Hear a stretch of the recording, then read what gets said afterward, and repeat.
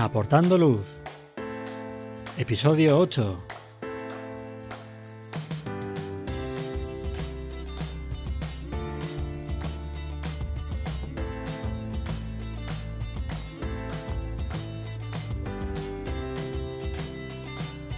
Hola, ¿qué tal? Bienvenidos a este nuevo episodio de Aportando Luz, el podcast en el que hablamos de fotografía nocturna, su técnica, consejos y equipo. Soy Javier Rosano, fotógrafo especializado en fotografía nocturna, y para todos aquellos que no me conozcáis podéis pasaros por mi página web, javierrosano.com, donde podréis ver mis últimas fotografías, el blog con consejos y fotografías nocturnas explicadas o las convocatorias de los próximos cursos y talleres. Además, en la web podréis descargaros de manera totalmente gratuita mi ebook de fotografía nocturna. Son más de 50 páginas donde cuento al detalle y partiendo de cero toda la teoría de la fotografía nocturna, empezando por los parámetros de la cámara, a las técnicas y herramientas de iluminación, pasando además por el uso de las estrellas para equilibrar la composición. Todo ello apoyado con 35 fotografías explicativas y que a modo de ejemplo ayudan a entender un poquito mejor la teoría. En este episodio vamos a hablar de qué localizaciones podemos fotografiar, cómo encontrar nuevas localizaciones y también veremos cómo planificar una fotografía nocturna.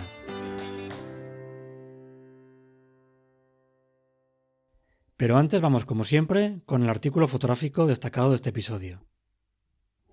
En un episodio anterior, me parece que fue con Lourdes, estuvimos hablando de unas pequeñas luces LED que se controlan con mando a distancia. Puedes modificar con este mando tanto el color como la intensidad, que se utilizan, yo los utilizo mucho para iluminar espacios que son de reducidas dimensiones, como por ejemplo la cabina de un vehículo, la zona del motor o incluso un pequeño refugio.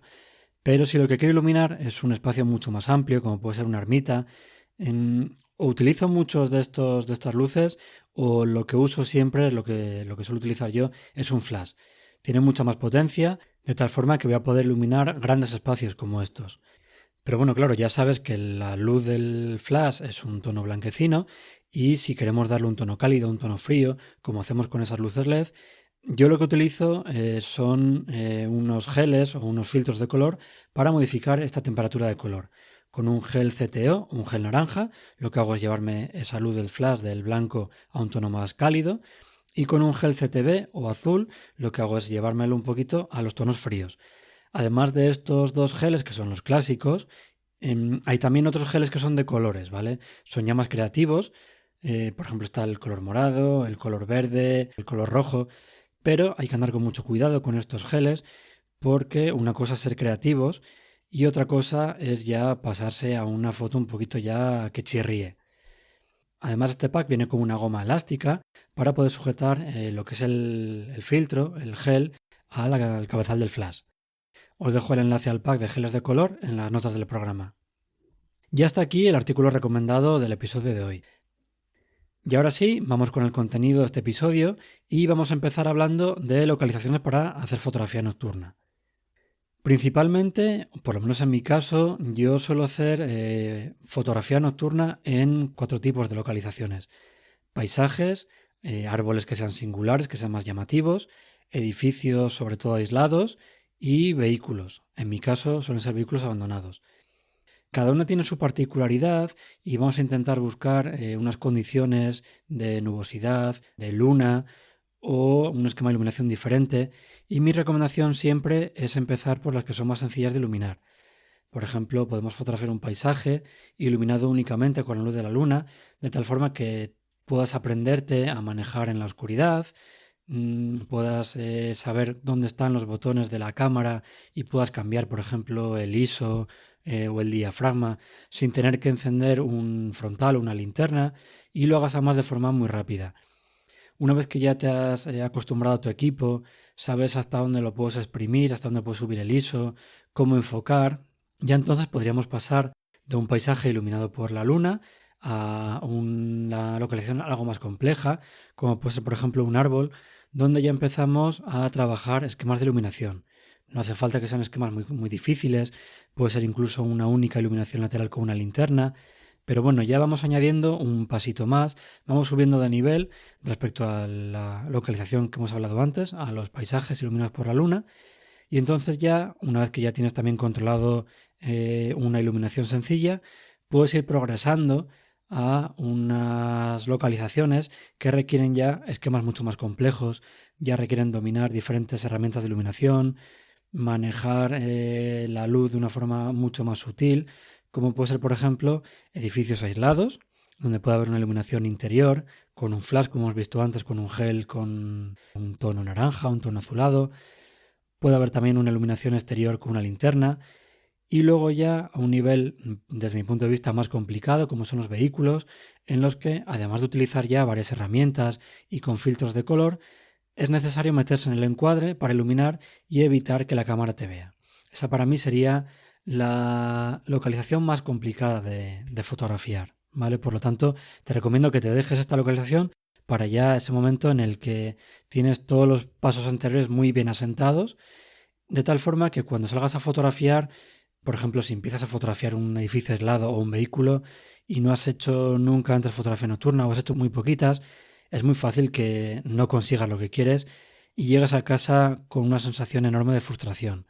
Entonces yo lo que recomiendo siempre es ir poquito a poquito y una vez que ya tienes todo controlado, ir subiendo de nivel de tal forma que esa progresión sea mucho más suave, más sencilla y puedas volver a casa con la sensación de que estás progresando y de que estás consiguiendo mejorar tu trabajo.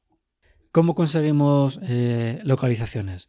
Bueno, pues esto en fotografía nocturna es bastante complicado porque suele haber bastante hermetismo y entonces puede ser por observación directa, bien porque vas con el coche o vas andando con la bici por el campo y ves cualquier sitio que te llama la atención. Bueno, pues le echas un vistazo, ves si tiene alguna posibilidad. Y esto además yo creo que es una especie como de sentido arácnido que desarrollamos todos los fotógrafos nocturnos porque, por lo menos a mí me pasa que cuando voy paseando o voy con el coche, voy siempre con el rabillo del ojo mirando a todos los sitios por si hay algo que es susceptible de ir a fotografiar de noche. Luego otra opción son las redes sociales, Instagram, Facebook o Flickr.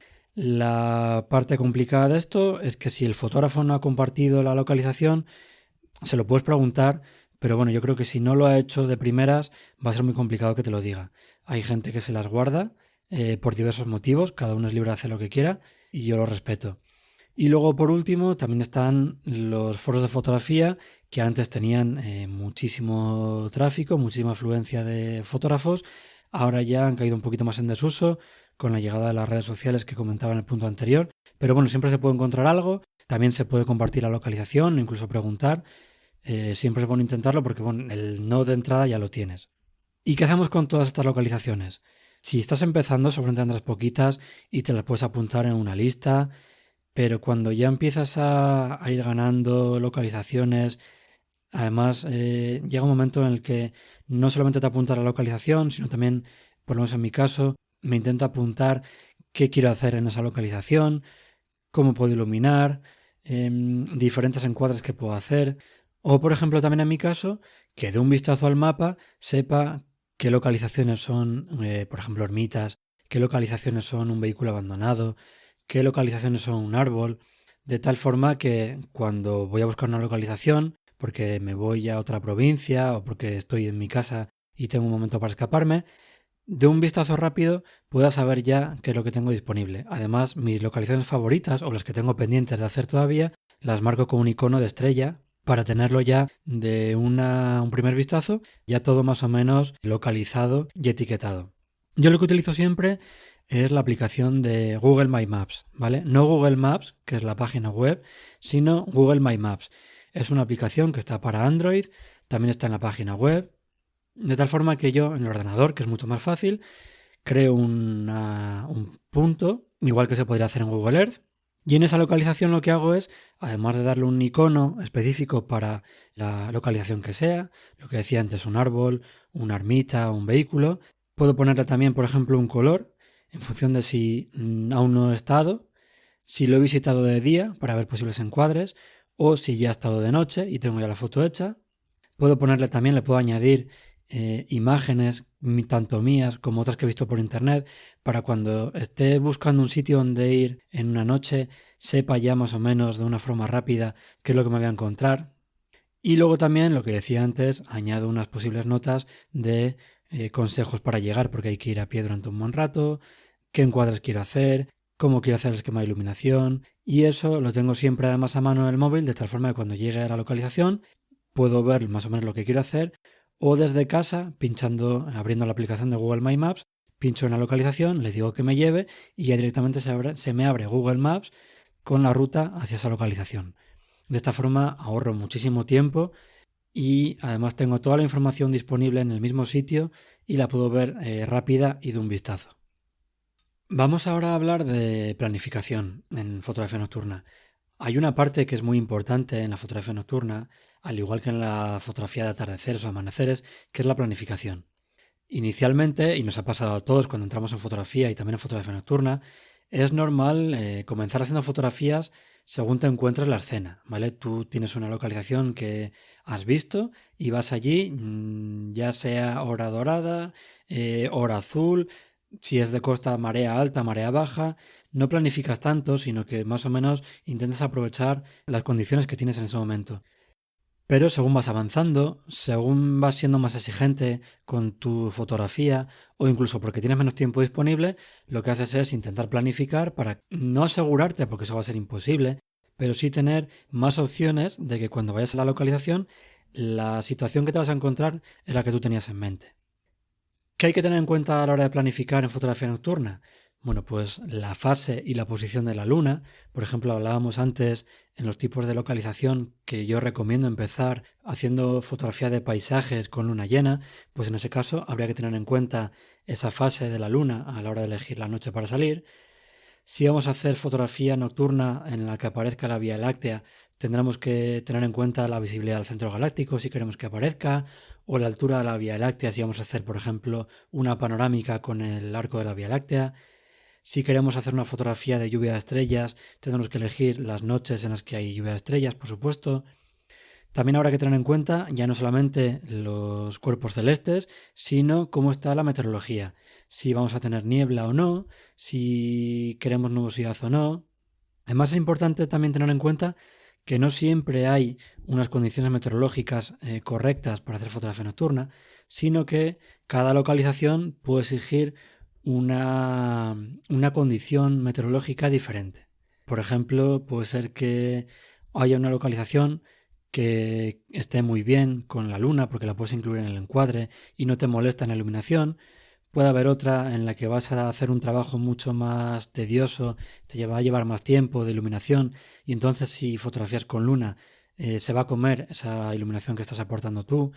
O puede ser que una localización determinada te interesa hacerlo con niebla o yo qué sé, se me ocurre también que si vas a hacer fotografía con una Vía Láctea, obviamente vas a tener que evitar noches con nubosidad, ¿vale? Pero hay otras noches en las que el cielo lo único que te va a aportar son las estrellas y te puede quedar mucho más chulo con nubes, bien porque te aporta esa textura en el cielo, un tono diferente, o incluso, si además se combina con viento, con un poquito de dinamismo que te va a hacer unas diagonales que puedes aprovecharlas para conducir la mirada del espectador hacia el punto que te interesa a ti de la fotografía.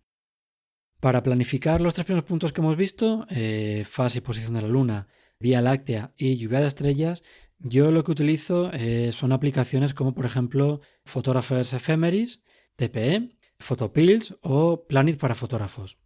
Empecé utilizando TPE de Photographers Ephemeris, pero sí que es cierto que se queda un poquito corta.